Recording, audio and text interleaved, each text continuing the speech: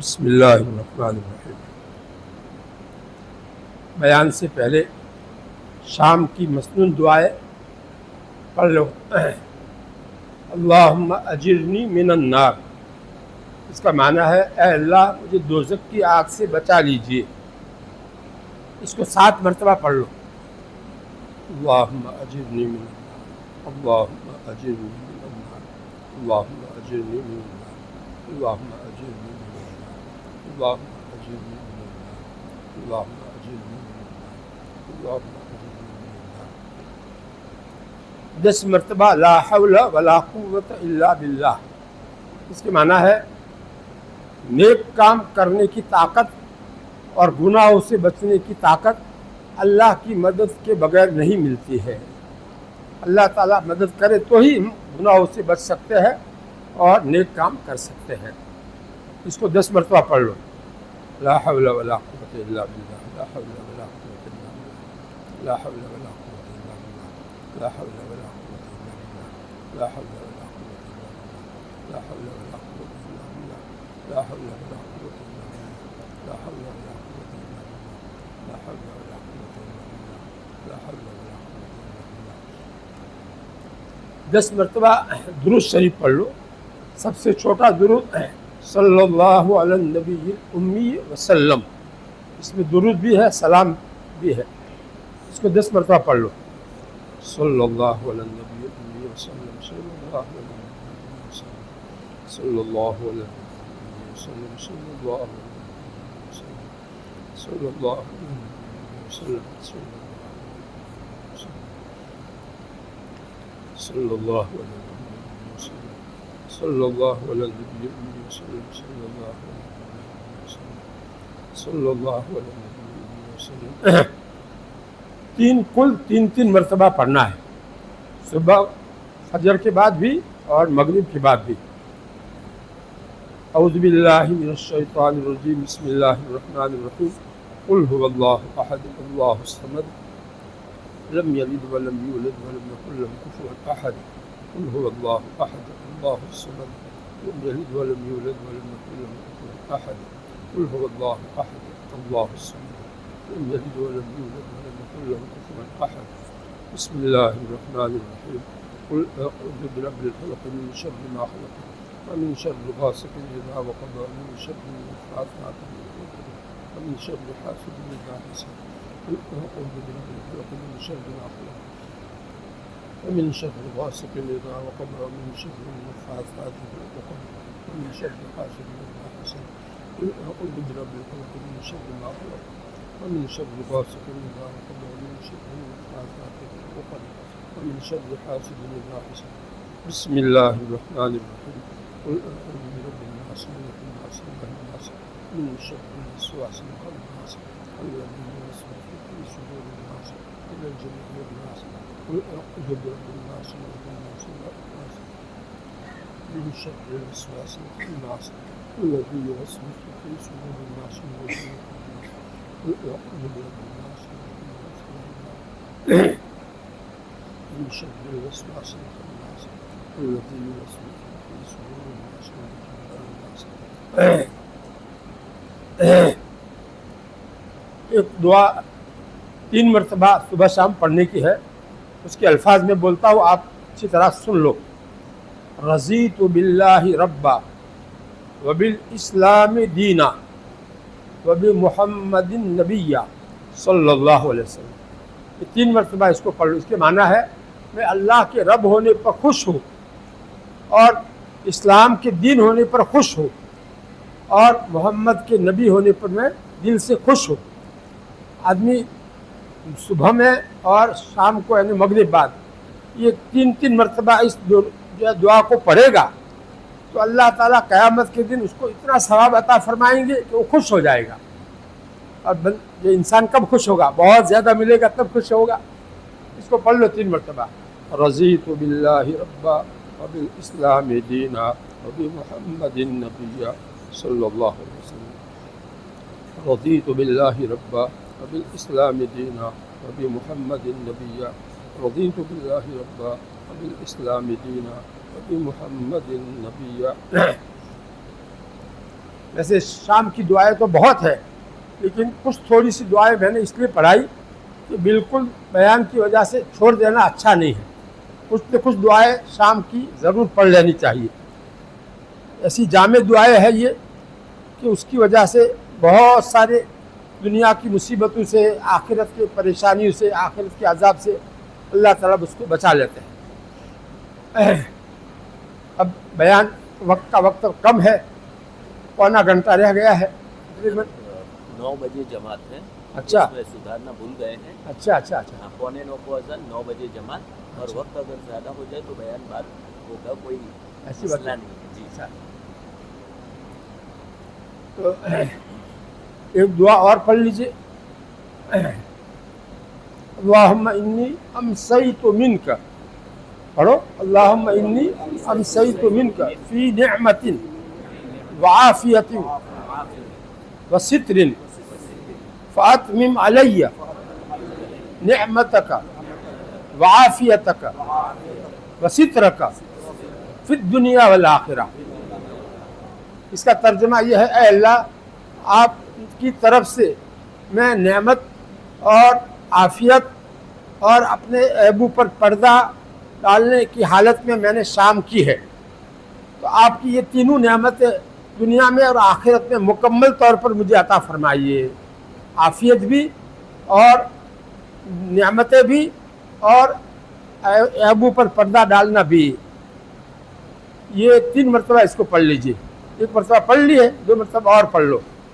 اللہم انی امسیت منک فی نعمت وعافیت وستر فاتمم علی نعمتک وعافیتک وسترک فی الدنیا والآخرہ۔ اب ایک مرتبہ رہ گیا، اللہم انی امسیت منک فی نعمت وعافیت وستر فاتمم علی نعمتک وعافیتک وسترک فی الدنیا والآخرہ۔ ایک دعا ایسی ہے، اس کو ایک مرتبہ پڑھنے سے اللہ تعالیٰ کی تمام نعمتوں کا شکر ادا ہو جاتا ہے۔ بے شمار نعمتیں اللہ تعالیٰ کی ہے، ان سب کا شکر ادا ہو جاوے، ایسی جامع دعا ہمارے نبی صلی اللہ علیہ وسلم نے اپنی امت کو سکھلائی ہے۔ یہ دعا ہر ایک کو یاد ہونی چاہیے، صبح کو بھی ایک مرتبہ پڑھنا ہے، شام کو بھی ایک مرتبہ پڑھنا ہے۔ ابھی شام کے وقت میں اس طرح سے پڑھنا ہے، اللہم، میرے ساتھ پڑھتے رہو، ما امسا بی من نعمت او باحد من خلقک فمنک وحدک لا شریک لک فلک الحمد ولک الشکر۔ اس کا ترجمہ سن لو، اے اللہ، شام کے وقت میں، یہ شام کا وقت ہے، رات کا وقت ہے، اس وقت میں آپ کی طرف سے جو بھی نعمتیں مجھے ملی ہوئی ہے یا آپ کی مخلوق میں سے کسی کو بھی ملی ہوئی ہے، وہ ساری نعمتیں تنہا آپ ہی کی طرف سے ملی ہوئی ہے، ان نعمتوں کو دینے میں آپ کا کوئی شریک نہیں ہے۔ اس لیے اے اللہ، تمام تعریفیں اور شکر آپ ہی کے لیے ہے، تمام تعریفیں اور شکر آپ ہی کے لیے ہے۔ کیسے جامع الفاظ کے ساتھ دعا بتائی ہے، اسی کو صبح میں پڑھیں گے تو ایک لفظ کا فرق کرنے کا ہے۔ ابھی اس وقت امسا پڑھا ہے تو صبح میں پڑھیں گے تو اصبح پڑھیں گے، اتنا فرق ہوگا، اصبح اور امسا کا فرق۔ امسا کے معنی شام اور یہ صبح کے معنی صبح، ہم اصبح معنی صبح کے وقت میں۔ خیر، اب بیان شروع کرنے کے لیے مسنون خطبہ پڑھتا ہوں۔ الحمدللہ وسلام علی عبادہ الذین اصطفیٰ، اما بعد، فقد قال رسول اللہ صلی اللہ علیہ وسلم، الا ان فی الجسد مضغہ اذا صلحت صلح الجسد کلہ واذا فسدت فسد الجسد کلہ الا وہی القلب، رواہ البخاری فی صحیحہ۔ یہ اللہ کے نبی صلی اللہ علیہ وسلم کی ایک حدیث بخاری شریف میں جو آئی ہے وہ میں نے آپ کو سنائی، اس کا ترجمہ پہلے آپ سن لو۔ ہمارے پیارے نبی صلی اللہ علیہ وسلم پوری امت کو اللہ تعالیٰ کا یہ پیغام پہنچا رہے ہیں کہ اچھی طرح سے کان کھول کر سنو، بہت اہم بات میں تم کو کہنا چاہتا ہوں، پوری توجہ سے میری بات سنو۔ یہ اللہ کا ترجمہ ہوا۔ ان فی الجسد مضغہ، انسان کی جسم کے اندر ایک بوٹی ہے گوشت کی۔ یہ وہ بوٹی کیسی ہے؟ اذا صلحت، جب وہ بوٹی درست ہو جاتی ہے تو سارا جسم یعنی سارے جسم سے نکلنے والے اعمال درست ہو جاتے ہیں، اور جب وہ بوٹی خراب ہو جاتی ہے، اس میں خرابی آ جاتی ہے، تو سارے جسم سے نکلنے والے اعمال خراب ہو جاتے ہیں۔ پھر آگے فرمایا کان کھول کر سنو، اس بوٹی کو عربی میں قلب، بڑے کاف سے، اس کا ترجمہ اردو میں دل، اور انگریزی میں اسی کو ہارٹ کہتے ہیں۔ تو یہ جو بائیں طرف میں حرکت ہم محسوس کرتے ہیں ہاتھ رکھنے سے، جو دبکارا جو ہوتا ہے وہ کیا ہے؟ دل کا ہے۔ وہ دل اگر اس کی حرکت بند ہو جاتی ہے تو آدمی مر جاتا ہے۔ اسی کو ہم کیا کہتے ہیں؟ ہارٹ فیل ہو گیا، یعنی اس کا دل بند ہو گیا۔ کوئی بیماری نہیں تھی، اچانک آدمی چلا جاتا ہے، لوگ یہی کہتے ہیں کہ اس کو ہارٹ اٹیک ہو گیا، یعنی ہارٹ اس کا جو ہے بند ہو گیا۔ بہرحال دنیاوی زندگی کے اعتبار سے بھی دل کو اتنی زیادہ اہمیت حاصل ہے جو سب جانتے ہیں کہ اس کے حرکت بند ہونے سے آدمی مر جاتا ہے۔ اسی طرح روحانی اعتبار سے ہمارے جسم کے اندر وہ جو دل ہے، اگر اس کی اصلاح ہو جاوے، اس کے اندر جو گندگیاں ہوتی ہے اس کو نکال کر کے ہم اس کو صاف کر دے، ایسا صاف کرے جیسا اللہ تعالیٰ چاہتے ہیں، ایسی کوئی بھی گندگی اندر رہنے نہ دے، اور اچھے صفات اس دل میں جو لانے چاہیے وہ لے آوے، تو یہ دل اللہ والا ایسا بن جاتا ہے، اللہ کا ڈر، اللہ تعالیٰ کی محبت ایسی اس میں پیدا ہو جاتی ہے کہ اس کی وجہ سے وہ بادشاہ ہے پورے اعضاء کے اوپر۔ انسان کے بدن کے جتنے اعضاء ہیں سارے اعضاء کے اوپر اس کی حکومت ہے۔ اللہ تعالیٰ نے دل کو ایسا بنایا ہے۔ اگر یہ اللہ والا بن گیا تو پھر سارے اعضاء کے اوپر اس کی جو حکومت ہوگی وہ یہ کہ اللہ تعالیٰ کے حکم کے مطابق وہ اعضاء کو استعمال کرے گا۔ وہ دل کہے گا کہ ایسا کرو، اللہ کی مرضی کے مطابق چلو۔ آنکھوں کو بھی حکم دے گا، کانوں کو، زبان کو، دل، دماغ کو۔ دماغ بھی سوچنے میں وہ دل کے فیصلے کا محتاج ہے۔ دل جو فیصلہ کرے گا دماغ وہی سوچے گا، ہاتھ وہی اسی جگہ چلیں گے، اسی کام کے لیے چلیں گے، پیر اسی طرف چلیں گے جہاں وہ دل کا حکم ہوگا۔ وہ اچھے کاموں کا حکم دے گا، جب وہ اللہ والا بن گیا تو اچھے کاموں کا حکم دے گا۔ اور اگر وہ خراب ہو گیا، یعنی اس میں دنیا کی محبت بڑھ گئی اور آخرت سے غفلت پیدا ہو گئی، اللہ تعالیٰ کا دھیان نہیں ہے، اللہ تعالیٰ سے جو ہے کی نافرمانی پر وہ دل جو ہے اترا ہوا ہے، تو ایسا خراب دل جو ہے وہ سارے اعضاء کو بھی خراب کر دے گا، سارے اعضاء کو اللہ تعالیٰ کی نافرمانی میں لگا دے گا۔ یہ حقیقی بات ہے جو اللہ کے نبی صلی اللہ علیہ وسلم نے پوری امت کو اللہ کی طرف سے پیغام دے کر کے چوکنا کیا ہے۔ دیکھو، اپنے دل کی اصلاح کرنا، اپنی دل کی اگر اصلاح نہیں کرو گے تو تمہارے سارے اعضاء اللہ کے نافرمان بن کر کے اللہ تعالیٰ کے سامنے آئیں گے، تو اللہ تعالیٰ ان کو جو ہے سزا دیں گے، دوزخ کی سزا، بہت بھاری سزا، قبر کے اندر سزا، بھاری سزا ہوگی۔ اس لیے جو ہے دل کی اصلاح کی فکر کرنا، تاکہ تمہارا دل اچھا بن جاوے تو سارے اعضاء جو ہے اللہ تعالیٰ کے فرما بردار بن جاوے، تو پھر تم کو نہ قبر میں عذاب ہو نہ دوزخ کا عذاب ہو۔ یہ ہمارے نبی صلی اللہ علیہ وسلم کا فرمان، میں نے اس کا ترجمہ کر کے سمجھایا۔ اب دل کے اندر خرابیاں کیا کیا ہے اور اس کو کیسے دور کیا جاوے، اس کو سمجھنا ہے۔ دیکھو دل کے اندر ایک تو تکبر ہوتا ہے جس کو گھمنڈ کہتے ہیں، اور آدمی اپنے کو بڑا سمجھے اور دوسروں کو خراب سمجھے۔ اللہ تعالیٰ کو یہ گندی صفت بالکل پسند نہیں ہے، یہ شیطان کی صفت ہے۔ شیطان تکبر کی وجہ سے مارا گیا، اس لیے قرآن پاک میں اللہ تعالیٰ فرماتے ہیں وَبِئْسَ مَثْوَى الْمُتَكَبِّرِينَ، تکبر کرنے والوں کا ٹھکانہ بہت برا ہے، یعنی دوزخ ہے۔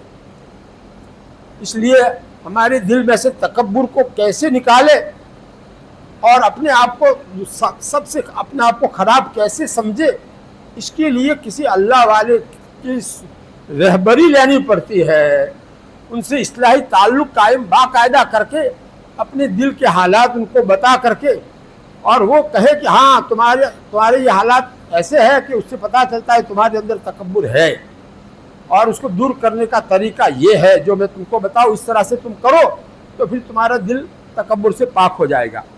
اب ایک آسان نسخہ میں آپ کو بتاتا ہوں، جن کے اندر بھی یہ بیماری ہو تکبر کی، تو حدیث میں کیا آیا ہے کہ سلام میں تم پہل کرو، جو آدمی ملے پہلے تم سلام کر دو، تو اس کی وجہ سے تمہارا دل تکبر سے پاک ہو جائے گا۔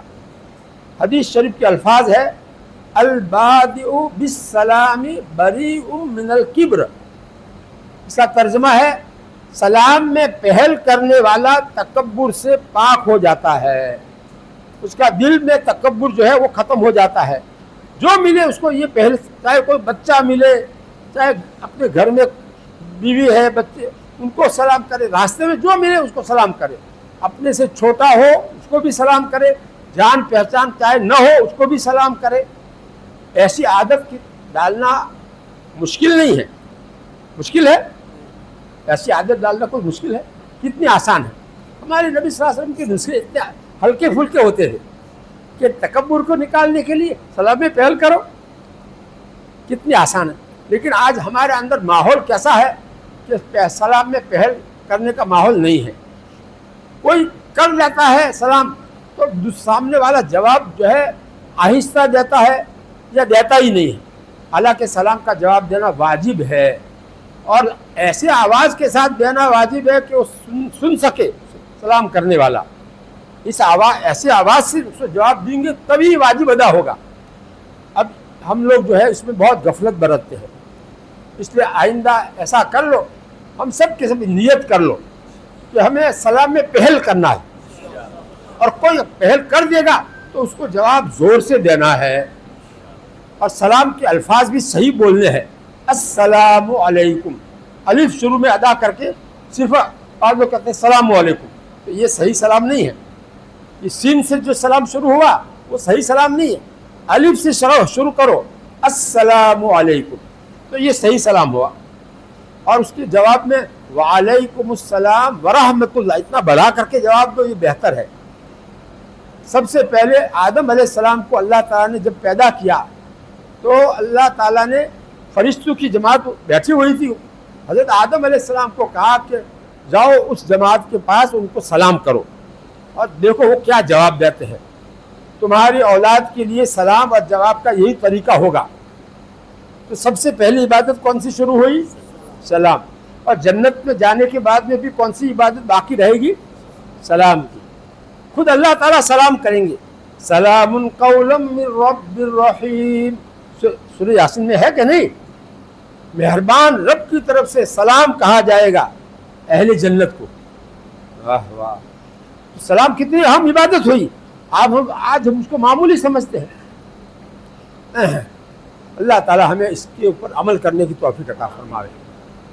اور تو ایک تو تکبر کی گندگی دل میں ہوتی ہے، اور اس کا علاج میں نے آسان جو تھا وہ بتا دیا۔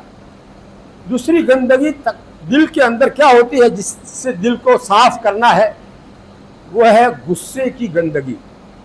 آج کل یہ بیماری بہت عام ہے، غصہ کرنا۔ جس پر غصہ نہیں کرنا چاہیے وہ ہم کو راحت پہنچاتی ہے، اپنی بیوی اس پر ہی غصہ کر ڈالتے ہیں۔ ایسا ہوتا ہے کہ نہیں؟ ارے اس سے تو راحت ملتی ہے، بیچاری ہمارے کپڑے دھو کر دیتی ہے، استری کر کے دیتی ہے، کھانا پکا کر دیتی ہے، برتن وہ دھو دیتی ہے اور جو ہے گھر صاف وہ رکھتی ہے، تو اس کا تو احسان ماننا چاہیے، اور اس کی بجائے ہم اس کو تکلیف دے دیتے ہیں، غصہ اس پر نکال دیتے ہیں، زبان سے اس کو جو تکلیف دے دیتے ہیں، کبھی ہاتھ چلا دیتے ہیں۔ یہ بے موقع جو غصہ ہم کرتے ہیں یہ حرام ہے غصہ کرنا، اور اس کی وجہ سے ہمارا ایمان خراب ہو جاتا ہے۔ اللہ کے نبی صلی اللہ علیہ وسلم فرماتے ہیں ان الغضب لیفسد الایمان، کہ غصہ کرنا ایمان کو خراب کر دیتا ہے، اور یہ بات پکی ہے، یقینی ہے۔ اس لیے اللہ کے نبی صلی اللہ علیہ وسلم نے ان کا لفظ لگا کر، عربی میں ان کے معنی کوئی شک کرنے کی بات نہیں، پکی بات ہے کہ غصہ کرنے سے ایمان خراب ہو جاتا ہے۔ جب ایمان ہی خراب ہو گیا تو اعمال کی کیا حیثیت رہی؟ ایمان تو بنیاد ہے، ایمان ہی خراب ہو گیا تو جنت کیسے ملے گی؟ تو ایمان کو خرابی سے بچانے کے لیے ضروری ہے کہ غصے کو ہم قابو میں رکھیں، غصے کو ہم اپنے قابو میں رکھیں۔ شریعت کا حکم جہاں ہو وہاں غصہ کرے۔ شریعت کا حکم کہاں ہے؟ مثلا کوئی دشمن آیا ہمارے اوپر حملہ کرنے کے لیے، اس وقت ہم غصے سے اس کا مقابلہ کریں۔ کوئی دشمن آیا ہماری دکان کو جلانے کے لیے، تو ایسے موقع پر ہم خاموش بیٹھے نہ رہے، غصہ کرنے کا یہ موقع ہے، اس کو بھگاوے۔ کوئی دشمن آیا ہمارے بال بچوں پر حملہ کرنے کے لیے، ہمارے رشتہ دار پر حملہ کرنے کے لیے، تو ایسے موقع پر ہم ایسا غصہ کریں کہ وہ وہاں سے بھاگ جاوے۔ تو اللہ تعالیٰ نے غصہ ہمارے اندر جو رکھا ہے وہ ایسے موقعوں کے لیے رکھا ہے جہاں غصے کی ضرورت پڑتی ہے، اپنی جان، اپنی مال، اپنے بال بچوں، اپنے رشتہ داروں کی حفاظت کرنے کے لیے غصہ رکھا ہے۔ اب ہم لوگ اگر بے موقع غصہ کریں گے، اپنی بیوی پر غصہ کریں، خواہ مخواہ ہی بیچاری پر جو ہے اگر کچھ غلطی ہو گئی تو کیا ہوا؟ اس کے احسانات تو بھی تو بہت ہے، ان احسانات کو سوچ کر کے غصہ پی جاؤ۔ معمولی بات کے اوپر غصہ کرو گے تو کیسے کام چلے گا؟ آج کل ہمارے اندر یہ بیماری بہت ہے، بے موقع غصہ کر دیتے ہیں۔ بے موقع غصہ کرنے کی وجہ سے اپنے بچے کے اوپر زیادہ ہاتھ چلا دیا کہ وہ بیچارہ جو ہے اس کا دل ٹوٹ گیا۔ تو اپنا ہی بچہ ہے اور اس کو جو ہے ایسا اتنا زیادہ مارنا نہیں چاہیے۔ تنبیہ کے لیے اپنے ڈانٹ ڈپٹ سے کام چلتا ہے تو ہاتھ نہیں چلانا چاہیے۔ بہرحال غصے کو شریعت کے تابع بنا کر کے رکھنا، شریعت کا جہاں حکم ہے جتنا غصہ کرنے کا ہے اتنا اس وقت تک غصہ کرے، باقی جہاں منع ہے وہاں غصہ نہ کرے۔ یہ سیکھنا پڑے گا۔ یہ کہاں سیکھا جائے گا؟ خانقاہوں میں، اللہ والوں کی صحبت میں وہ سکھائیں گے کہ غصہ جو ہے کتنی بری چیز ہے اور غصے کو کنٹرول میں کرنے کا طریقہ کیا ہے۔ حدیث میں اس کا طریقہ جو آیا ہے وہ بتائیں گے۔ حدیث میں یہ طریقہ آیا ہے کہ وضو کر لو، کتنا آسان ہے طریقہ۔ غصہ آدمی کو آوے، بے موقع غصہ آ رہا ہے، وہ سمجھ گیا کہ اب یہ موقع غصہ کرنے کا نہیں ہے، تو ایسے موقع پر کیا کرنا چاہیے؟ بولو، وضو کر لو، غصہ ٹھنڈا ہو جائے گا۔ یہ خاص الخاص تدبیر اللہ کے نبی صلی اللہ علیہ وسلم نے امت کو بتائی ہے۔ دوسرا طریقہ کیا بتایا ہے کہ وضو کرنے کا موقع نہیں ہے تو کوئی بات نہیں، زبان کو خاموش رکھو۔ غصہ آوے تو زبان کو بند رکھو، چپ رہو، فیصلہ کر لو مجھے بولنا ہی نہیں ہے۔ اب وہ سامنے والا ایسی بات کرے گا کہ ہم کو غصہ بڑھ جاوے تو وہاں سے ہٹ جاؤ، اس کی بات سنو ہی مت، وہاں سے ہٹ جاؤ، اعوذ باللہ من الشیطان الرجیم پڑھتے ہوئے ہٹ جاؤ۔ تو اس کی وجہ سے شیطان غصہ دلاتا ہے، تو شیطان سے اللہ کی پناہ میں اپنے آپ کو داخل کر دیا اور وہاں سے ہٹ گئے، تو غصہ جو ہے خود بخود قابو میں کرنا آسان ہو گیا کہ نہیں؟ زبان کو بند رکھنا آسان ہو گیا۔ تو ایک نسخہ جو ہے غصے کو قابو میں کرنے کا، زبان کو بند رکھنا ہے اس موقع پر، اور بند رکھنے کے لیے تدبیر یہ ہے کہ وہاں سے ہٹ جاؤ اعوذ باللہ پڑھتے ہوئے، تو تم زبان کو بند رکھنا تمہارے لیے آسان ہو جائے گا۔ یہ کیسی کیسی تدبیر اللہ کے نبی صلی اللہ علیہ وسلم نے حدیثوں میں بیان فرمائی ہے، امت کو ساری چیزیں بتائی ہے۔ صرف نماز روزے کی تعلیم دی ہو اتنا نہیں ہے، بلکہ غصہ کتنی خراب چیز ہے اور اس کو کیسے قابو میں لایا جائے، یہ ساری باتیں بتائی ہیں۔ دیکھو غصہ کی وجہ سے طلاقیں ہوتی ہیں، غصہ کی وجہ سے آپس میں جھگڑے ہوتے ہیں، غصہ کی وجہ سے ایک دوسرے پر کیس کرتے ہیں۔ ساری دنیا کے نقصانات ہمارے سامنے ہے کہ نہیں؟ جب کوئی آدمی دوسرے پر غصہ کرے گا تو سامنے والا بھی غصہ کرے گا، تو لڑائی ہوگی کہ نہیں؟ کتنا بھاری نقصان ہو جاتا ہے غصے کی وجہ سے۔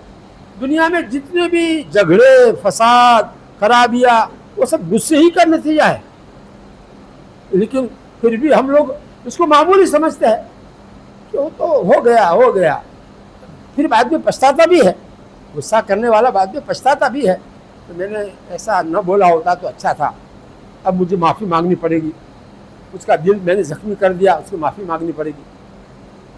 ارے بھی کیوں تو نے غصہ نکالا جس کی بنا پر اب تجھے معافی مانگنی پڑ رہی ہے؟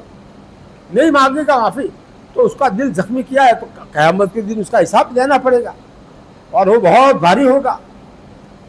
تو دل کی خرابیوں میں سے میں نے 2 خرابیاں بتائی، تکبر اور غصہ۔ ایک خرابی اور بتاتا ہوں، ویسے کل 10 خرابیاں ہیں دل کے اندر۔ کتنی خرابیاں ہیں؟ 10۔ ان میں سے ہر ایک کو دل میں سے نکالنا ہے، ایک ایک کر کے نکالنا ہے، ایک ساتھ سب کو نہیں نکالنا۔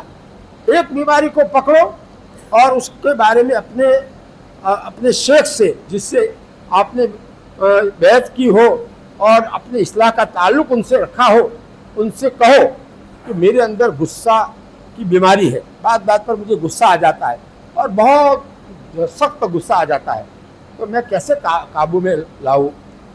تو وہ آپ کو رہبری دیں گے، رہبری کریں گے آپ کی۔ تو یہ جو ہے ایک ایک بیماری کا حضرت تھانوی رحمۃ اللہ علیہ نے لکھا ہے کہ اپنے اصلاح کرنے والے شیخ سے ایک ایک بیماری کی اصلاح کراوے، اور جب ایک بیماری دل کی جو ہے وہ قابو میں آ جاوے تو اس کے بعد پھر دوسری بیماری کو پکڑے اور اس کی اصلاح میں کے پیچھے لگا رہے، فون کے ذریعے سے یا جو ہے ملاقات آمنے سامنے ہو، اس وقت زبانی بات کر کے اپنا احوال بتا کر کے دل کے احوال آپ بتائیں گے۔ رہبری شیخ کرے گا۔ شیخ کا کام کتنا ہے؟ راستہ بتانا کہ یہ گندگی تمہارے دل میں جو ہے وہ دوزخ میں لے جانے والی چیز ہے، گناہوں کی جڑیں ہے، یہ 10 بیماریاں دل کی جو ہے وہ سارے گناہوں کی جڑیں ہے، تو اس کو دلوں میں سے نکالنا، صاف کرنا یہ فرض ہے ہر مسلمان کے ذمہ۔ اس کے بغیر آدمی کامل مومن ہو ہی نہیں سکتا ہے۔ کامل ایمان والا بننے کے لیے دل کو اچھا بنانا، دل کی اصلاح کرنا فرض ہے۔ اب یہ خرابیاں جو میں بتا رہا ہوں 2 بتائی، تکبر اور غصہ۔ اب تیسری خرابی بتاتا ہوں، ریاکاری۔ ریاکاری یعنی نیک اعمال آدمی کرے اور دل میں یہ جذبہ ہو کہ لوگ مجھے اچھا سمجھے، مجھے دیندار سمجھے۔ تو ایسے جذبے سے کوئی بھی نیک عمل کرے گا اللہ تعالیٰ کے یہاں اس کا کوئی ثواب نہیں ملے گا۔ اور یہی اگر جذبہ ریاکاری ہی کا جذبہ ہے اس عمل کو کرنے میں، اللہ کی رضا کا کوئی جذبہ ہے ہی نہیں، تو اس کی وجہ سے سب سے پہلے دوزخ میں جن آدمیوں کو ڈالا جائے گا وہ ایسے ہی 3 آدمی ہوں گے جنہوں نے بڑے اونچے اعمال کیے تھے لیکن دل کی اصلاح نہیں کی تھی، دل میں اخلاص پیدا کرنے کی مشق نہیں کی تھی، ریاکاری اندر بھری ہوئی تھی، لوگ مجھے واہ واہ کہے، میری تعریف کرے، یہ جذبہ اس کے دل میں تھا۔ اس کی وجہ سے سب سے پہلے دوزخ میں ان 3 کو ڈالا جائے گا، ریاکار شہید اور ریاکار عابد سخی، ریاکار سخی اور ریاکار عالم۔ یہ 3 جو ہے بہت بڑے اونچے کام کرنے والے، اپنی گردن اللہ کے راستے میں کٹا دی، کتنا اونچا کام ہے۔ پوری زندگی پڑھنے پڑھانے میں لگا دی، کتنا بڑا کام ہے، اللہ کے دین کی خدمت میں لگا دی، لیکن دل کی اصلاح نہیں کی تھی۔ معلوم ہوا کہ دل کی اصلاح پڑھانے والوں کو بھی کرنا ضروری ہے، اور جہاد میں جانے والے اپنی گردن کٹانے والوں کو بھی اپنی دل کی اصلاح کرنا ضروری ہے۔ سب سے بڑا سخی، بہت زیادہ سخاوت کی تھی اس نے، لیکن دل میں جذبہ یہ تھا کہ لوگ مجھے سخی کہے، تو اس کی وجہ سے اس کو سب سے پہلے دوزخ میں ڈالا جائے گا، عہدے میں ڈالا جائے گا۔ मुंह नीचा होगा, पैर ऊंचे होंगे, घसीटते हुए फरिश्ते ले जाएंगे अल्लाह ताला के हुक्म से। अल्लाह ताला हम सब की हिफाजत फरमाए। ये रियाकारी की बीमारी भी आम है, अगरचे आदमी को खुद को एहसास नहीं होता है कि मेरे अंदर रियाकारी है। वो तो दवाखाने में आदमी जाएगा और अपने मुस्लिह के पास जाएगा, अपने दिल के अहवाल बताएगा कि मेरे अंदर ऐसे ऐसे ख्यालात होते हैं नेक अमल करने के से पहले या नेक अमल के दरमियान में, तो वो शेख कहेगा कि तुम्हारे अंदर रियाकारी की बीमारी है। तुम खुद अपने बारे में फैसला नहीं कर सकते, शेख फैसला करके बताएगा कि तुम्हारे अंदर रियाकारी की बीमारी है, तकब्बुर की बीमारी है, गुस्से की बीमारी है, वो फैसला करेगा और फिर उसका इलाज, उसको दूर करने का तरीका भी वो बताएगा, तुम्हारे मुनासिब हाल वो बताएगा। इस तरीके से अगर आप अपने इस्लाही ताल्लुक बाकायदा रखोगे, बार बार पूछते रहोगे, अब इतना फ़ायदा हुआ है आपकी बताई हुई तदबीर पर अमल करने से, मुझे इस बीमारी में इतना फ़ायदा हुआ है, आधा फ़ायदा हुआ है, अभी आधा फ़ायदा नहीं हुआ, तो वो और भी कोई तदबीर बताएंगे, उस तदबीर में कोई परेशानी है तो और दूसरी तदबीर बताएंगे। तो बहरहाल इखलास पैदा करना हर एक मुसलमान के ज़िम्मे फ़र्ज़ है और इसकी ज़िद है रियाकारी, दिखलाने के लिए कोई अमल करना, ये उसकी ज़िद है, उसकी वजह से कोई अमल कबूल नहीं होता है। रिया के दर्जे है, एक दर्जा तो यह खालिस रियाकारी है, इसका तो हुक्म मैंने अभी बताया, और एक मिलावट वाली रियाकारी है, यानी नेक अमल करता है और उसके दिल में दो नीयतें हैं कि अल्लाह ताला खुश होंगे और ये बंदे भी मेरी इज्जत करेंगे, मुझे नेक समझेंगे, तो दो नीयतें हैं उसके। तो ये मिलावट वाली नीयत भी इखलास वाली नहीं कहलाएगी, इखलास नहीं कहा जाएगा ये, बल्कि इसके अंदर रियाकारी शामिल है। इसकी वजह से अल्लाह ताला कह देंगे कि इसका सवाब मेरे पास नहीं है, जिसको खुश करने के लिए तुमने किया है उसके पास जाओ, उससे सवाब लो। अपना जायज़ा लेना बहुत ज़रूरी है कि मेरी नमाज, सिर्री नमाज और तरह की होती है और जहरी नमाज और तरह की होती है, ये फ़र्क क्यों है? ओहो, मेरे दिल में कुछ जज्बा ख़राब है, मैं अपनी नमाज तन्हाई में पढ़ता हूँ तो जल्दी जल्दी पढ़ता हूँ और सबके सामने पढ़ता हूँ तो इत्मीनान से पढ़ता हूँ, ये क्यों फ़र्क होता है? ओहो, मेरे अंदर रियाकारी है। आदमी खुद भी इस तरह से सोचकर अपने बारे में फ़ैसला कर सकता है, और अगर फैसले की ताकत नहीं है तो अपने शेख के सामने सारे अहवाल रख दे तो वो तय करेंगे। तो ये बहुत बड़ी ख़तरनाक बीमारी है। दिल की गंदगियों में से एक गंदगी उज्बकी भी है, ये चौथी गंदगी बता रहा हूँ। उज्बकी माने है अपने को अच्छा समझना।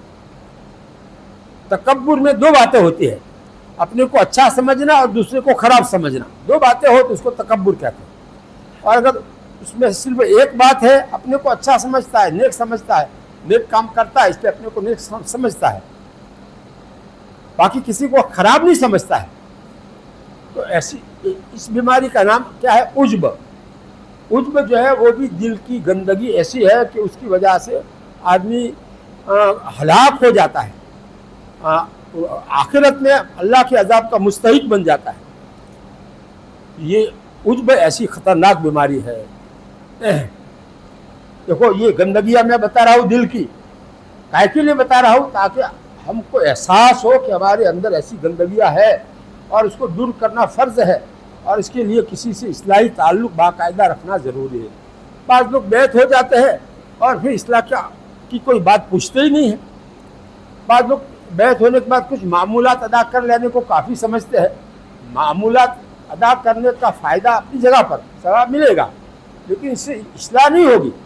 इस्लाह के लिए तो मुस्तकिल ये बातों को समझना पड़ेगा, उसका इल्म हासिल करना पड़ेगा, उसको जो है किताब, इसकी ये किताबें होती हैं, उन किताबों को पढ़ोगे तो समझ में आएगी ये बीमारियाँ, और फिर उसको अपने ऊपर जांचोगे कि मेरे अंदर भी ये बीमारी है। हसद की बीमारी, ये पांचवी बीमारी बता रहा हूँ।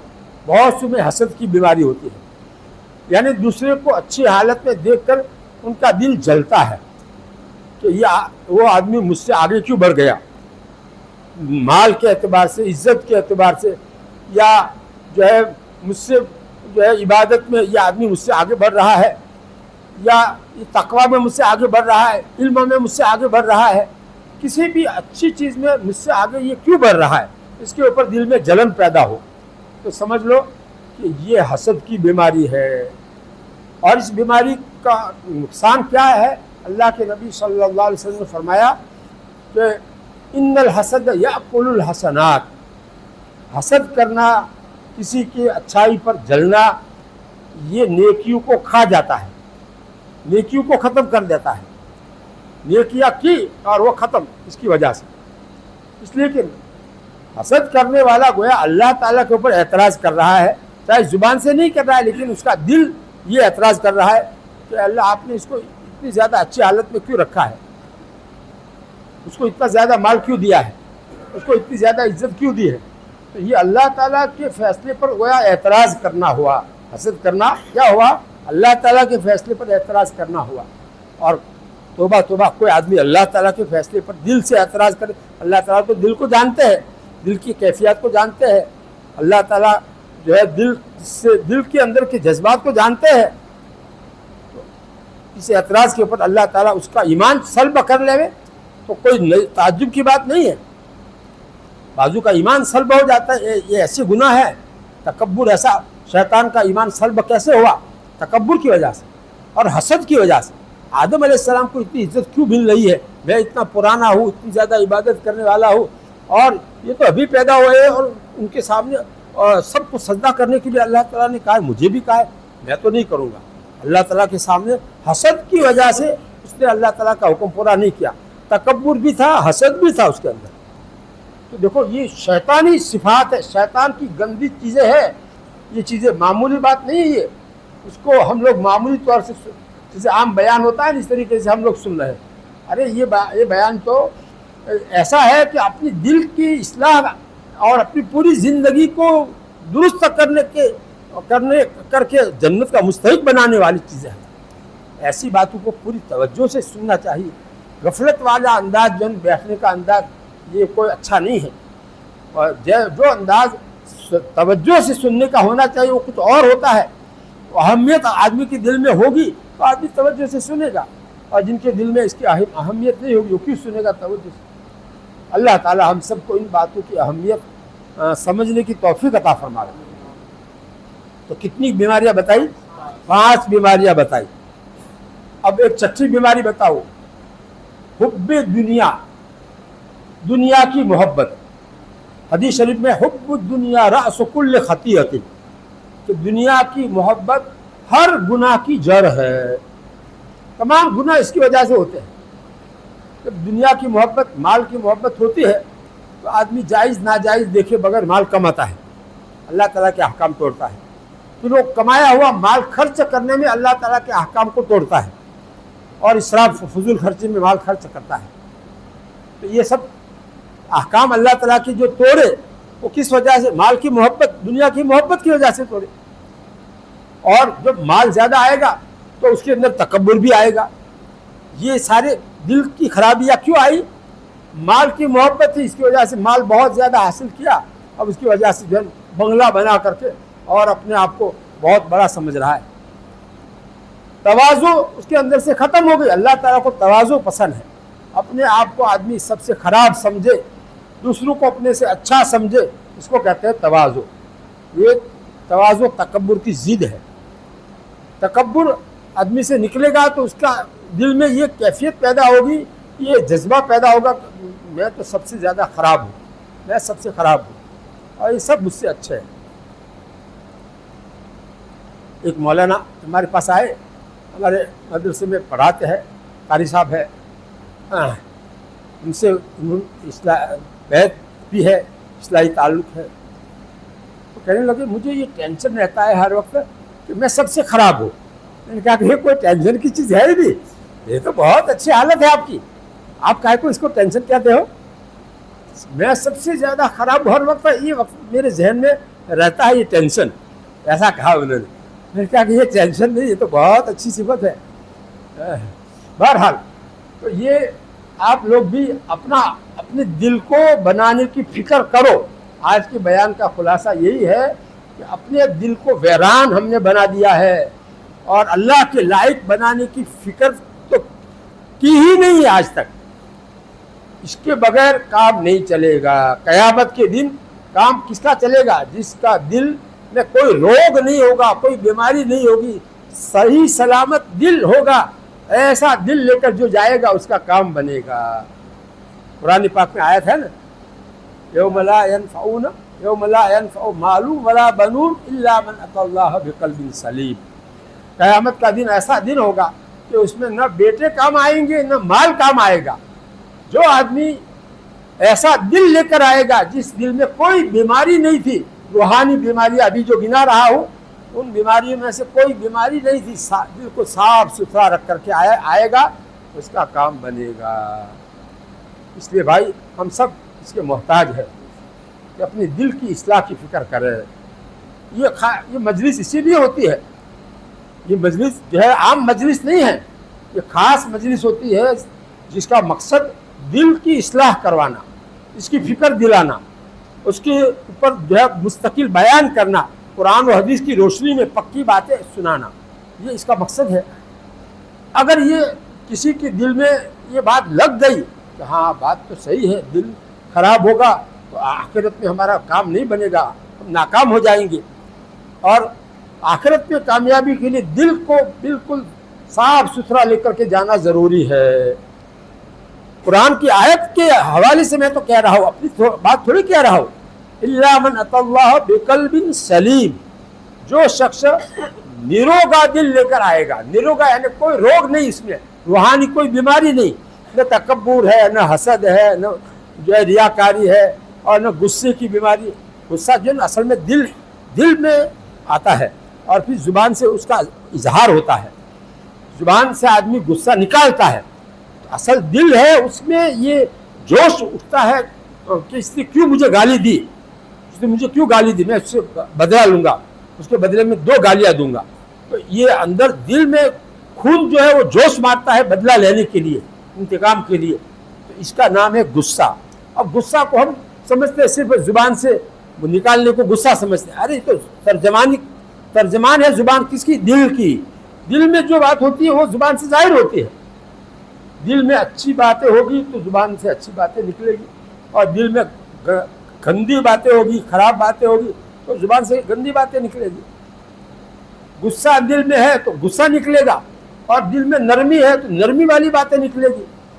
دل اصل ہے اور اس کی ترجمانی کرتی ہے دل, یہ زبان. اللہ تعالی ہمیں یہ حقیقتوں کو سمجھنے کی توفیق عطا فرمائے. دیکھو علم اور چیز ہے, عمل اور چیز ہے, اور عمل کے اندر اخلاص یہ آخر میں جا کر آتا ہے. عمل قبول کب ہوتا ہے؟ جب اخلاص سے بھرا ہوا ہو. تو اس کے لیے ریاکاری کو دل میں سے نکال کر اخلاص بھرنا ضروری ہے, تکبر کو نکال کر تواضع بھرنا ضروری ہے, حسد کو نکال کر کے مسلمانوں کی خیر خواہی بھرنا ضروری ہے, مسلمانوں کی ہمدردی بھرنا ضروری ہے. غصے کی کیفیت جو دل میں بھری ہوئی ہے اس کو نکال کر کے نرمی اور نرم مزاج میں نرمی پیدا کرنا ضروری ہے.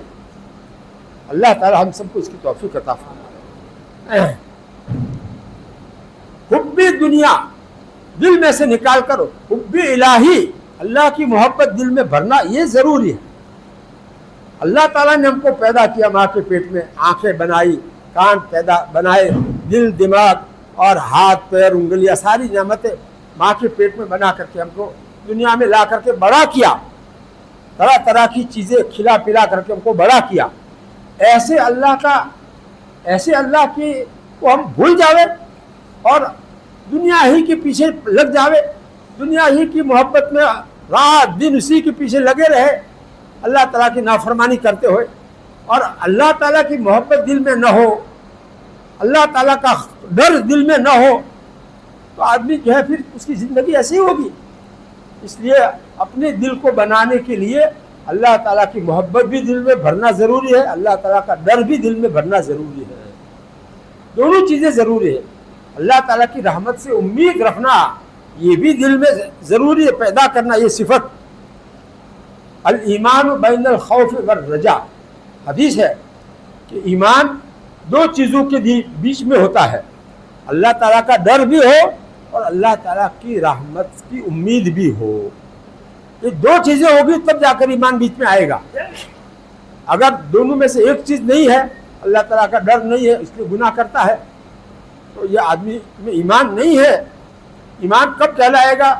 جبکہ آدمی تنہائی میں بھی اللہ تعالیٰ سے ڈر کر گناہوں سے بچے. تنہائی میں کوئی دیکھنے والا نہیں، لیکن اللہ کا ڈر ہے اس لیے بچتا ہے. تو یہ اللہ تعالیٰ کا ڈر بھی دل میں پیدا کرنا ضروری، اللہ تعالیٰ کی رحمت سے امید رکھنا یہ بھی ایمان کے لیے ضروری ہے.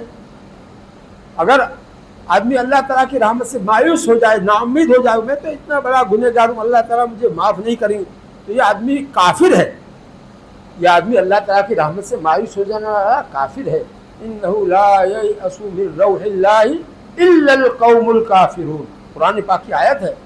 اللہ تعالیٰ کی رحمت سے مایوس کافر لوگ ہی ہوتے ہیں، ایسے اللہ تعالیٰ فرماتے ہیں. اور ایمان والوں کو کیا کہتے ہیں؟ او میرے گنہگار بندو، تم اللہ کی رحمت سے مایوس مت ہو جاؤ. لا تقنطوا من رحمت اللہ.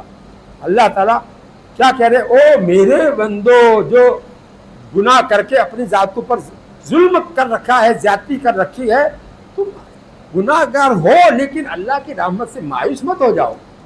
توبہ کر لو، سچی پکی توبہ کر لو، میں سب گناہوں کو معاف کر دوں گا. سچی پکی توبہ دل سے کر لو تو اللہ تعالیٰ ساری گناہوں کو معاف کر دیں گے. یہ اس قرآن پاک کی سب تعلیمات ہیں.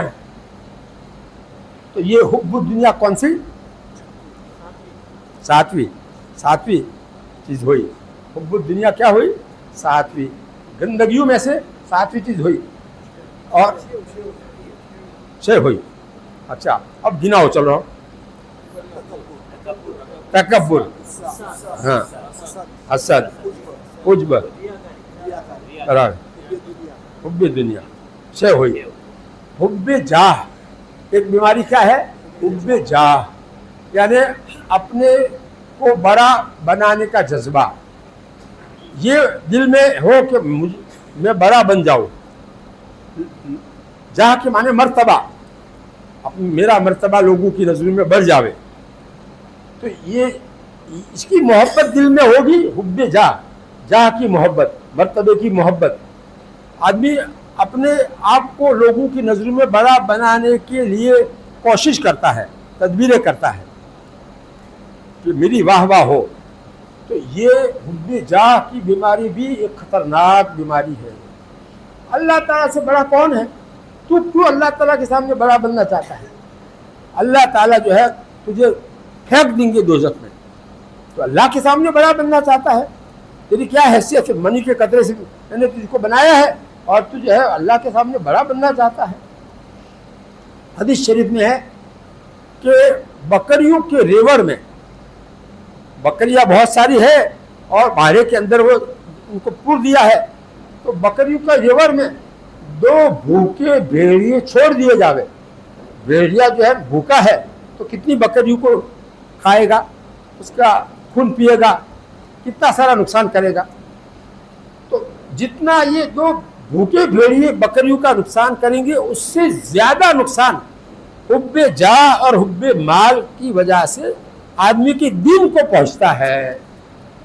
حب جاہ اور حب مال کی وجہ سے آدمی کے دین کو اس سے بھی زیادہ نقصان پہنچتا ہے. یہ حدیث کا ترجمہ میں نے بتایا، مفہوم بتایا. تو حب جاہ کتنی خطرناک بیماری ہوئی. ہم لوگ اس کو معمولی سمجھتے ہیں. یہ 7 گندگیاں بتائی. 8ویں گندگی سنو، زیادہ بولنے کی ہرس. વધારે બોલવાની જેને જذبો અંદર હું વધારે બોલું, જો હું જ બોલું, બધા મારી વાત ઓભળે, કોઈને બોલવા જ નથી, કોઈને બોલવાનો મોકો જ ના આલું. بعض لوگ کا ایسا مزاج ہوتا ہے. تو یہ زیادہ بولنے کی ہرس جو ہے یہ بہت خطرناک بیماری ہے. یہ بیماری کا کسی کو احساس بھی نہیں ہے کہ یہ بھی کوئی روحانی بیماری، خطرناک بیماری، احساس بھی نہیں ہے. اس کو دور کرنے کے لیے طریقے بتائے ہیں. ان طریقوں کو اپناؤ گے تو وہ یہ بیماری کمزور ہوگی، دور ہوگی آہستہ آہستہ. بہت محنت کرنی پڑتی ہے تب جا کر یہ بیماریاں دور ہوتی ہے. کتنی بات ہوئی؟ 8 ہوئی. اب 9ویں چیز ہے زیادہ کھانے کی ہرس. زیادہ کھانے کی ہرس. بعضوں کو زیادہ کھانے کی ہرس ہوتی ہے. جتنا آوے آباد ہو. تو آگے کیا ہوگا؟ بد ہضمی ہو جائے گی، قبضہ ہو جائے گا، گیس ہو جائے گی، اس کی پرواہ نہیں. 9 سے آباد ہو. تو یہ زیادہ کھانے کی ہرس بھی آدمی کو برباد کر دیتی ہے. کسی کام کا نہیں رکھتی، ہو بیمار بنا دیتی ہے، سست بنا دیتی ہے. اللہ تعالیٰ کی معرفت کا جو ہے لائق نہیں رہتا ہے. ایسی ایسی روحانی بیماریاں ہیں. اب ایک رہ گئی ہے، تو آپ لوگ بتاؤ. بخل. ہاں، یہ 10ویں بیماری ہے. بخل یعنی مال کو روکے رکھنا. مال ہے، اس میں اللہ تعالیٰ کا حکم ہے زکوٰۃ نکالو پوری گن کر کے، لیکن جو ہے پوری نکالتا نہیں ہے. زکوٰۃ کے علاوہ حج فرض ہو گیا ہے لیکن جاتا نہیں ہے. پھر جائیں گے. تو یہ ٹال مٹول جو کر رہا ہے، تو یہ مال کو روکے رکھنے کی بیماری اس کے اندر ہے. قربانی واجب ہے لیکن نہیں کرتا ہے. کیوں؟ مال سے محبت ہے، مال کو روکے رکھنا کی بیماری اس کے اندر ہے. تو یہ بخل کی بیماری جو ہے وہ اللہ تعالیٰ کے بہت سے احکامات جو مال کو خرچ کرنے کے سلسلے میں ہے، اس سے آدمی کو روکنے والی بیماری ہے. یہ زکوٰۃ کیوں فرض کی اللہ تعالیٰ نے؟ بخل کی بیماری کو دور کرنے کے لیے. اسی طرح حج، اسی طرح قربانی، صدقہ فطر اور اپنے بال بچوں کا خرچہ واجب کیوں کیا ہے؟ بخل کی بیماری کو ختم کرنے کے لیے. بہت سے لوگ اپنے بال بچوں پر بھی خرچ کرنے میں تنگی کرتے ہیں، حالانکہ اپنے گھر میں اپنی ذات پر خرچ کرنے میں تنگی کرتے ہیں، اپنی ذات کے اوپر بھی خرچ کرنے میں تنگی کرتے ہیں. تو یہ تو بہت انتہائی درجے کی بخیلی کہلائے گی. اللہ تعالیٰ ان گندگیوں سے ہمارے دل کو پاک صاف کرے اور اس کے مقابل جو اچھائیاں ہیں ان کو اپنے اندر پیدا کرنے کی اللہ تعالیٰ توفیق عطا فرمائے. وہ اچھائیاں کچھ تو میں نے ابھی گنا دی تھی. ہاں، یہ تکبر کی ضد کیا بتائی تھی؟ تواضع. اور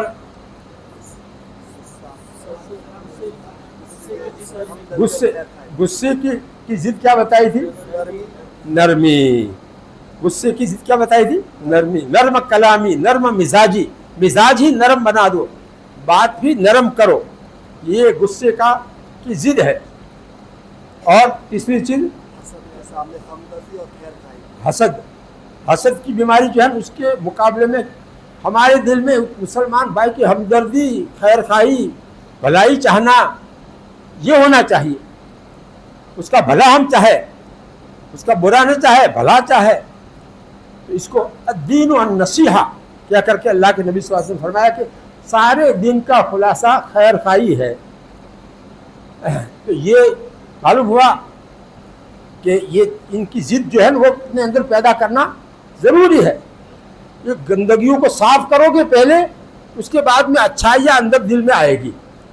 ترتیب یہ ہے، پہلے گندگیوں، برتن جو ہے وہ گندا ہے تو پہلے اس کو صاف کر کے دھو دو، پھر اس میں دودھ یا چائے جو بھی ڈالنی ہو.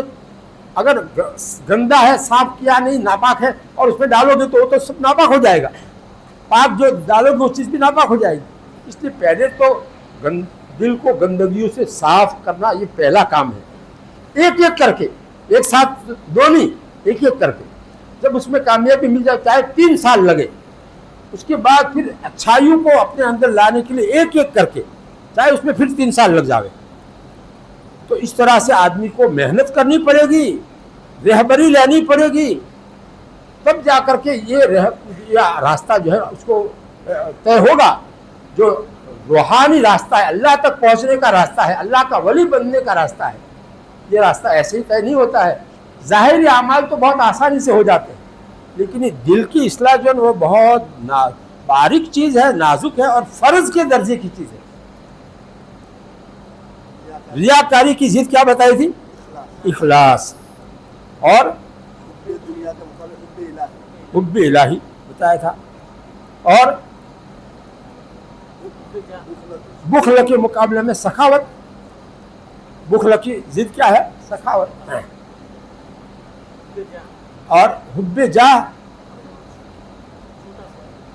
اپنے کو بڑے مرتبے والا بنانے کی خواہش، اس کی ضد کیا ہے؟ اپنے کو چھوٹا سمجھنا. تو یہ اپنے مشق کرنی پڑے گی، اپنے دل کو سمجھا کر کے اس کے اوپر لانا پڑے گا، بار بار سمجھا کر کے اس پر لانا پڑے گا، تب جا کر دل جو ہے تیار ہوگا. ورنہ دل جو ہے، دل یعنی نفس، تیار نہیں ہوتا ہے جلدی سے. دل کہو نفس کہو، حدیث میں قرآن پاک میں اس کے لیے نفس کا لفظ آیا ہے، اور حدیث میں اس کے لیے قلب کا لفظ یعنی دل کا لفظ آیا ہے. اسی طرح زیادہ کھانے کی حرص ہے. اس کا علاج کیا ہے؟ اس کا علاج صبر. صبر جو ہے آدمی کرنا سیکھے. دو تین لقموں کی بھوک ہے، لیکن کیا اب مجھے نہیں کھانا ہے. اپنے اوپر کنٹرول کرنا سیکھے، صبر کرنا سیکھے، تو یہ صبر کی صفت اس میں ہوگی تو گناہوں سے بچنا بھی آسان ہوگا، نیک کاموں کے اوپر جمنا بھی آسان ہوگا. کوئی بلا اور بیماری مصیبت آ جائے گی، اس پر بھی اللہ کے فیصلے پر راضی رہنا آسان ہو جائے گا، اور کم کھانے کا مجاہدہ کرنا بھی اس کے لیے آسان ہو جائے گا. تو صبر ایسی جامع صفت ہے. اور زیادہ بولنے کی حرص جو ہے اس کے لیے خاموشی یہ بہت اونچی صفت ہے. من سمت نجا، جو آدمی چپ رہا وہ یقیناً کامیاب ہو جائے، نجات پا جائے گا. من سمت نجا، جو آدمی چپ رہے گا وہ نجات پا جائے گا، یعنی دنیا میں جھگڑوں سے اور آخرت کے عذاب سے نجات پا جائے گا. تو چپ رہنے میں یہ فائدہ ہے. ہاں کوئی خیر کی بات ہے، نیکی کی بات ہے، کرو، ذکر کرو، تلاوت کرو، نماز پڑھو، دعا کرو، لوگوں کو دین کی بات فائدہ پہنچاؤ، تو یہ تو اچھی بات ہے. لیکن کوئی فضول بات نہ ہو، کوئی گناہ کی بات نہ ہو. زیادہ بولنے میں گناہ کی باتیں بھی ہو جاتی ہیں، فضول باتیں بھی ہو جاتی ہیں. گناہ کی باتیں تو آدمی کو دوزخ میں لے جانے والی چیزیں، اور فضول باتیں آدمی کے دل کو کا ستیہ ناش کر جانے والی چیزیں. اس لیے ان سب کو ختم کرنا ہے تو خاموشی کا سبق سیکھنا پڑے گا، خاموش رہنے کا سبق سیکھنا پڑے گا. حضرت تھانوی رحمۃ اللہ علیہ کی خانقاہ میں بعض لوگ کو حضرت کی طرف سے یہ حکم ہوتا تھا کہ کسی سے بولنا نہیں. اب یہ تو انہوں نے طے کر دیا کہ میں نہیں بولوں گا، کیونکہ سامنے والا آ کر کو بولے تو اس کے لیے ایک تعویذ یہاں پر لٹکا کر کے رکھتے تھے، اس پر لکھا ہوا تھا خاموش. اور سامنے والا بولنے کے لیے آوے تو یہ بتا دیتے تھے اس کو. وہ بتا دیا، اس کا مطلب کہ اب تم ہمارے سامنے بولو مت، ہم کو بولنے کے پر مجبور مت کرو. دیکھو یہ کیا لکھا ہے، خاموش کا لفظ لکھا ہوا. ایسی اصلاح ہوتی تھی حضرت تھانوی رحمۃ اللہ علیہ کے بعد، ایسی تھوڑی ہوتی تھی. آج کل جو ہے آزادی کے ساتھ میں چاہتے ہیں کہ ہماری اصلاح ہو جائے، گناہ کرتے رہے اور پھر کہے ہماری اصلاح ہوتے رہے. ارے ظاہری گناہ بھی نہیں چھوٹتے ہم سے، تو باطنی گناہ کیا چھوڑیں گے؟ باطنی یہ دل کے گناہ ہے، ظاہری گناہ بھی نہیں چھوڑتے آدمی. اور جو ہے کتنا ہی سمجھاؤ لیکن وہ جو ہے ان کی سمجھ میں نہیں آتی بات. حالانکہ وہ واجب درجے کا حکم ہے، اللہ تعالیٰ کا بہت اہم اسلامی شعار ہے، لیکن وہ بھی سمجھ میں نہیں آتا ہے. یہ کیوں سمجھ میں نہیں آتا؟ دل اندھا ہو گیا ہے، دل جو ہے سخت ہو گیا ہے، دل مر گیا ہے، اس لیے یہ باتیں سمجھ میں نہیں آتی. ظاہری گناہ کی نحوست سمجھ میں کیوں نہیں آتی؟ یہ دل مر گیا ہے. اس لیے اللہ تعالیٰ ہم سب کو یہ صحیح سمجھ عطا فرمائے. ہمارا کتنا برا حال ہو رہا ہے اور ہمیں اس کا احساس بھی نہیں. اور کون سی چیزیں رہ گئی؟ عجب. ہاں عجب یعنی اپنے کو اچھا سمجھنا، اور اس کی ضد کیا ہے؟ اپنے کو آدمی خراب سمجھے. تو یہ اپنے کو خراب سمجھنا، اپنے عیبوں پر نظر رکھنا، اپنے اندر کمی اور کمزوری جو ہے اس کو سوچنا، بار بار سوچ کر کے اسی پر اپنی نظر رکھنا، یہ عجب کا علاج ہے. اپنے عیبوں کو آدمی دیکھے گا تو پھر اس کی نظر عیبوں پر ہی رہے گی، اچھائی پر نہیں جائے گی. اور کوئی اچھائی ہے تو اللہ تعالیٰ کی عطا ہے، میرا کوئی کمال نہیں ہے، ایسا آدمی سوچے گا. اس لیے ہم سب کو بھی یہ راستہ طے کرنا ہے، اتنا طے کر لو. اس میں بہت سے حضرات ایسے ہوں گے جن کا کچھ نہ کچھ اصلاحی تعلق ہوگا کسی نہ کسی اللہ والے سے، لیکن باقاعدہ اصلاح کا کام نہیں کر رہے ہیں، صرف بیعت ہو گئے ہیں یا کچھ معمولات پورے کر رہے ہیں، لیکن جو اصلاح باقاعدہ ہونی چاہیے اس کا کیا طریقہ ہے، اس کے لیے میں نے آج اجمالی طور پر تھوڑی سی بات سمجھائی ہے. تفصیل کروں گا تو صبح فجر کی اذان ہو جائے گی، اس لیے تفصیل نہیں کی ہے، اجمالی طور پر جو ہے آپ کو سمجھایا ہے. آپ اسی سے اپنا سبق آگے کا جو ہے طے کر لو. آگے کا سبق کیا ہے کہ اب ہم کو باقاعدہ اصلاح کا کام شروع کرنا ہے، اور اس کے لیے پوچھو کہ اس کے لیے میں کہاں سے چلوں، تو چلنے کے لیے میں راستہ آسان راستہ بتاتا ہوں. بہشتی زیور عام طور پر گھروں میں ہوتی ہے. بہشتی زیور میں 7ویں حصے میں، کون سا حصہ؟ 7ویں حصے میں ایک عنوان ہے دل کو سنوارنا، یعنی دل کی اصلاح کرنا. سنوارنا یعنی دل کی اصلاح کرنا. یہ عنوان جو ہے 7ویں حصے میں آپ نکالو تو وہاں پر یہ ساری بیماریاں، 10 بیماریاں روحانی اور اس کو دور کرنے کا طریقہ، علاج بھی اس میں معلوم ہو جائے گا. عنوان ایسا ہوگا: حسد کی برائی اور اس کا علاج، غصے کی برائی اور اس کا علاج. ایسے عنوان ہوں گے. آپ اس کو نکال کر کے ایک ایک مضمون کو 3 مرتبہ پڑھو. حسد کے بارے میں جو مضمون ہے تھوڑا سا اس کو 3 مرتبہ پڑھو، اور جو ہے ترتیب سے پڑھو، اور وہ پورا ہو جائے گا. 10 صفحے کا مضمون ہے تقریباً، تو وہ چاہے 3 مہینے میں پورا ہو. ایک ایک کو اپنے اوپر لے کر کے اس کے مطابق، اس میں جو طریقہ بتایا اس طریقے کے مطابق اپنے اندر سے برائی کو نکالنے کی کوشش خود کرو. اور پھر اس میں آپ کو کوئی الجھن ہو، پریشانی ہو، رہبری کی ضرورت ہو، تو جو آپ نے اپنا مصلح طے کیا ہے، اصلاح کرنے والا شیخ طے کیا ہے، آپ ان سے رابطہ، ان کا فون رکھو اپنے پاس اور ان سے پوچھو، فون کے اوپر پوچھو، وہ بتائیں گے، آپ کی رہبری کریں گے. تو جو بھی اس طرح سے کام شروع کرے گا تو اس کو پتہ چلے گا کہ ہاں کام اس طرح سے ہوتا ہے. میں اس کی ابتدا کرنے کا طریقہ بتا دیا بہشتی زیور کا حوالہ دے کر، اور کسی بڑی کتاب کا حوالہ نہیں دیا جو آپ کو نہ ملے. سب جگہ آسانی سے مل جاتی ہے بہشتی زیور. اس کا حوالہ میں نے اسی لیے دیا تاکہ اس میں سے آپ نکال کر کے اس کے لیے ایک وقت طے کرو. عشاء کے بعد کا وقت مثلا جو ہے آدھا گھنٹہ اس کے لیے نکالو، روزانہ آدھا گھنٹہ اس کے لیے نکالو. اگر آدھا گھنٹہ نکال نہیں سکتے ہیں تو 15 منٹ نکالو، لیکن ایک مضمون کو آپ 3 مرتبہ پڑھو. ایک دن میں 1 مرتبہ پڑھ سکتے ہو، 1 مرتبہ ہی پڑھو، 3 دن تک اس کو پڑھو، اور اپنے اوپر، اپنے اندر جھانک کر کے پڑھو کہ میرے اندر یہ چیز ہے کہ نہیں. یہ اس کی حقیقت غصہ کا بیان ہے، تو غصہ میرے اندر ہے کہ نہیں؟ ہاں ہے. اچھا، تو اس کو دور کرنے کا طریقہ اس میں کیا بتایا ہے؟ وہ طریقے کے اوپر عمل کرو. عمل کرنے میں کوئی الجھن پیش آوے، پریشانی پیش آوے تو آپ اپنے شیخ سے رجوع کرو، فون کر کے ان سے پوچھو. یہ طریقہ ہے. کتنا آسان کر کے میں بتا رہا ہوں. اب جو کرے گا اس کو فائدہ ہوگا، نہیں کرے گا تو اس کا نقصان ہے. میں نے اپنی ذمہ داری پوری کر دی. میں نے فون پر پوچھا تھا مفتی صاحب سے کہ بقرعید کے اوپر موضوع پر بات کروں یا کس موضوع میں.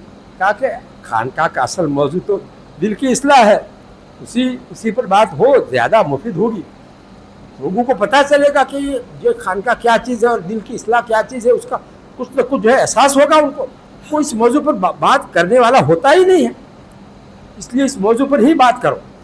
تو میں نے مجھے سمجھ آئی بات، اور جو ہے راستے میں اس موضوع پر جو ہے ایک موضوع پر جو ہے پورا مضمون دیکھا حضرت مولانا فقی صاحب کا، لیکن جو ہے وہ باتیں سب رہ گئی. میں نے جو ہے اپنے طور سے آسان کر کے مجمع جو سن رہا ہے تو ان کو سمجھ میں آوے، اس طرح سے مجھے بات سمجھانی ہے. اللہ تعالیٰ نے اس طرح سے بات سمجھانے کے توفیق عطا فرما دی. اللہ تعالیٰ کی مدد کے بغیر کچھ نہیں ہوتا ہے. اب مختصر دعا کر لیتے ہیں، پھر اذان کا وقت ہونے والا ہے.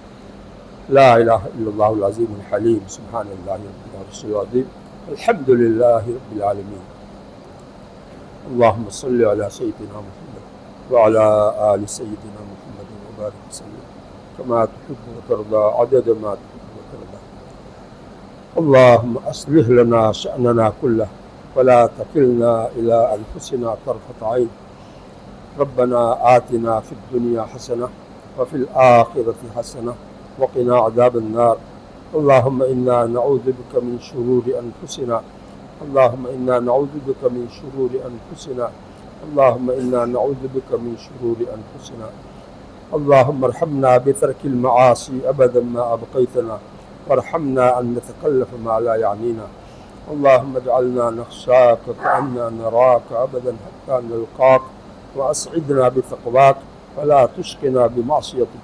اللهم الطف بنا في تيسير كل عسير، فإن تيسير كل عسير عليك يسير. اللهم اجعل حبك أحب الأشياء إلي، واجعل خشيتك أخوف الأشياء عندي. اللهم اجعل حبك أحب إلي من نفسي وأهلي ومن الماء البارد. اللهم ارزقني حبك وحب من ينفعني حبه عندك. اللهم ارزقني حبك وحب رسولك وعملا بكتابك. ربنا هب لنا من أزواجنا وذرياتنا قرة أعين واجعلنا للمتقين إماما. اللهم أرنا الحق حقا وارزقنا اتباعه، وأرنا الباطل باطلا وارزقنا اجتنابه. اللهم إنا نسألك من خير ما سألك منه نبيك سيدنا محمد صلى الله عليه وسلم، ونعوذ بك من شر ما استعاذ منه نبيك سيدنا محمد صلى الله عليه وسلم. فأنت المستعان وعليك البلاغ، ولا حول ولا قوة إلا بالله. سبحان ربك رب العزة عما يصفون، وسلام على المرسلين، الحمد لله رب العالمين، برحمتك يا أرحم الراحمين، آمين.